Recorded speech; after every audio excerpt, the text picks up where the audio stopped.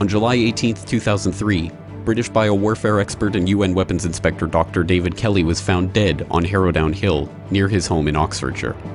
Ruled a suicide by the official judicial inquiry chaired by Lord Hutton, now a group of British doctors is challenging the Attorney General's decision not to hold a coroner's inquest into the death, citing the overlooked, suppressed, and modified evidence, suggesting that Dr. Kelly was murdered. This is the GRTV backgrounder on the death of Dr. David Kelly. Welcome. This is James Corbett of the Corbett Report with your GRTV backgrounder for grtv.ca. From the outset, there have been questions about the nature and timing of Dr. David Kelly's death, as well as the official investigation and subsequent inquiry into the events of that day.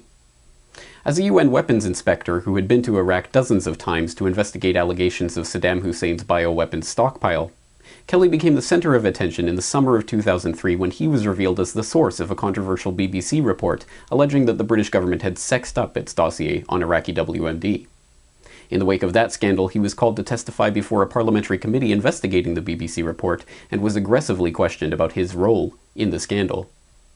He was found dead 2 days later. The official inquiry into that death, the Hutton Inquiry, was quickly convened and issued its report in January 2004, officially concluding that Dr. Kelly had taken his own life by a combination of slitting his left wrist and overdosing on coproxamol. Over the course of the decade, however, information has come to light suggesting that the Hutton Inquiry not only ignored key evidence in the case, pointing to foul play, but that the report in fact actively covered up such evidence. The cover-up into Dr. Kelly's death seemingly began before it even started. Operation Mason, the official police investigation into Dr. Kelly's death, started 9 hours before his family even reported him missing. One of the key witnesses to the Hutton Inquiry, and the man who found Dr. Kelly's body, Detective Constable Coe, now admits that there was surprisingly little blood at the scene for a man who supposedly bled to death. Stunningly, he also admits that he lied to the inquiry in saying that there was only himself and his partner at the scene that day, now admitting that there was an unidentified third man there that many have speculated was someone with the security services. David Bartlett, the paramedic who pronounced Dr. Kelly dead at the scene, claimed that his body had obviously been moved and confirmed there was surprisingly little blood near the body, saying, "I've seen more blood at a nosebleed than I saw there." I suppose everyone was surprised with the outcome. Like I say, we're not medical experts. All we commented on was the amount of blood over the body. We can only say what we saw on that morning, and there just didn't appear to be a substantial amount of blood loss either onto the clothing or around the area. He also said that as soon as the body was found, the police threw a blackout around the scene. He was even banned from speaking to his own control room over radio, the first time that this had happened in his career. A flight log released under the Freedom of Information Act earlier this year proves that a helicopter landed at the scene just 90 minutes after the discovery of the body. The flight log, which has been heavily redacted, shows that the helicopter only remained on the ground for 5 minutes before taking off. To this day, the presence of the helicopter at the scene has never been officially explained, and there is no indication as to what it was dropping off or picking up from the scene of the crime. In 2008, one of Dr. Kelly's colleagues and personal confidants, Mai Peterson, came forward to say that Dr. Kelly could not have killed himself in the manner suggested because he had difficulty using his right hand for strenuous activities because of a painful injury he had sustained to his right elbow. Still, the official conclusion of the Hutton Inquiry holds that Kelly used a knife in his right hand to slit his left wrist. Perhaps the most compelling evidence, however, is the testimony of a group of doctors who have come together in recent years to provide expert testimony challenging the official claim of suicide. It is their contention that the verdict of suicide does not fit with the medical evidence presented in the case, and they have formed a group in recent years to petition the UK government to convene a coroner's inquest into the death, something that should have been done in the first place, but was not. Last week, I had the chance to talk to one of the doctors who has been vocal in challenging the results of the Hutton Inquiry, Dr. David Halpin. I asked him about some of the medical evidence that problematizes the official verdict that Dr. Kelly's death was a suicide. If I can consider I'll look at one thing. Dr. Allen was a toxicologist at the Hutton Inquiry. He'd examined the blood the blood samples taken by Dr. Hunt at the post-mortem in Radcliffe Infirmary. Dr. Hunt took 5 blood samples. Only one of those was labelled as to origin. That's the first problem. You would, if you were a scientist, wish to make quite certain that the origin of each sample was labelled on the bottle. The reason being is that there are several reasons actually, but one particular one is that if the poison's been ingested, the poison can diffuse across the stomach into the great vessels. So if you took a blood sample, say from the aorta or from the vena cava, alongside the stomach or close to the stomach, you might find high levels from that. So that's one very good reason for making sure the origin of the samples is noted. 5 blood samples.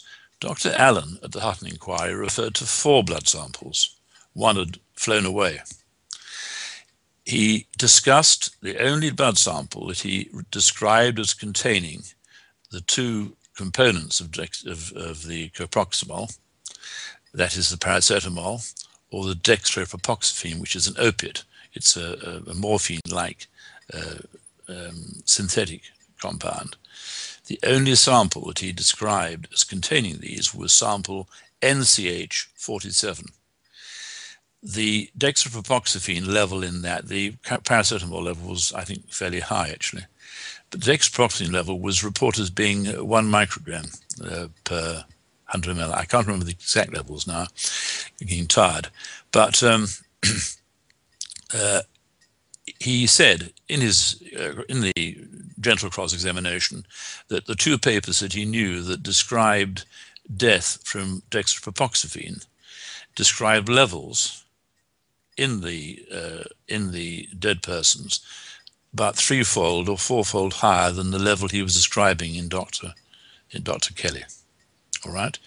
Now, he was then asked, in fact, by the particular QC, what about other blood samples? He described the numbers, or he told the numbers of the other 3. 2 were passed by. Then he got on to NCH44. Origin again not stated. There was he described no dextropropoxyphene, the coproximol, in that sample. Now tell me how you can say that Dr. Kelly died of an overdose if one of the samples we were not told that it contained either of these 2 compounds. Shortly after the group of doctors and barristers questioning Dr. Kelly's death formed in 2009 to put pressure on the government to reopen the investigation, it was revealed that Lord Hutton had taken the extraordinary measure of classifying all of the medical records used by the inquiry, including the post-mortem findings and photographs of the body, for 70 years, a decision that not even the Ministry of Justice was able to explain the legal basis for. A widespread public backlash forced the government to release the post-mortem documents in late 2010. After reviewing the post-mortem, Dr. Michael Powers QC, a former coroner and one of the doctors demanding an inquest, noted that there was in fact no new information revealed in the report and that the release of the documents may have been an attempt to close off the option of a coroner's inquest into the death in the face of massive public support for the reopening of the Kelly case. Indeed, in June of 2011, UK Attorney General Dominic Grieve did refuse to open an inquest into the matter. Because of the interest in the political issues that formed the backdrop to Dr. Kelly's death, a significant number of people have raised concerns about his death and the process used to investigate it, and have called for a new inquest to be set up. At this stage, only the High Court can order an inquest, and then only on an application made by me or by another with my consent. I was asked last year to make such an application, and have since then been provided with a large amount of information which is said to support the case for an inquest. Mr. Speaker, having given all the material that's been sent to me the most careful consideration, I have concluded that the evidence that Dr. Kelly took his own life is overwhelmingly strong. Further, there is nothing I've seen that supports any allegation that Dr. Kelly was murdered or that his death was the subject of any kind of conspiracy or cover-up. Now, Dr. Halpin is involved in an attempt to open a judicial review into the decision not to convene an inquest in the death. Paying for the proceedings out of his own pocket, this retired orthopedic surgeon is now shouldering the brunt of the responsibility for attempting to see a proper investigation into the many discrepancies in the Dr. Kelly case. In recent months, an independent grassroots campaign to raise funds for the legal battle for an inquest has sprung up, and the public continues to show great concerns over the case. In my conversation, I had the chance to ask Dr. Halpin about the public's support and why convening an inquest into Dr. Kelly's death is a matter of such importance. We've had some wonderful support and very, very inspiring messages. One from an 80-year-old man who was a soldier in the Second World War. I often think of these people, the men and women who would have sacrificed their lives or who did sacrifice their lives. He said he didn't fight for what we've had in the last government, the Labour lot, or in this present lot, who are dismantling everything around us, including our wonderful health service. And so I hope that people get the spirit. I say that our country, this country, the UK, is mired in mendacity. If anyone in the States is watching this, they would say they have it in spades. The media control the show. The media is incestuous with the governments, both here and in the States and in some of the European countries. And the only way we can fight back against this tide, black tide, is by speaking the truth. And that's what drives me, James, to do this. The other thing that drives me is it's the medical thing. I cannot accept as a surgeon that this cause of death should be accepted. The pathologists say they have paid cases every few weeks of people dying from hemorrhage from a cut ulnar artery.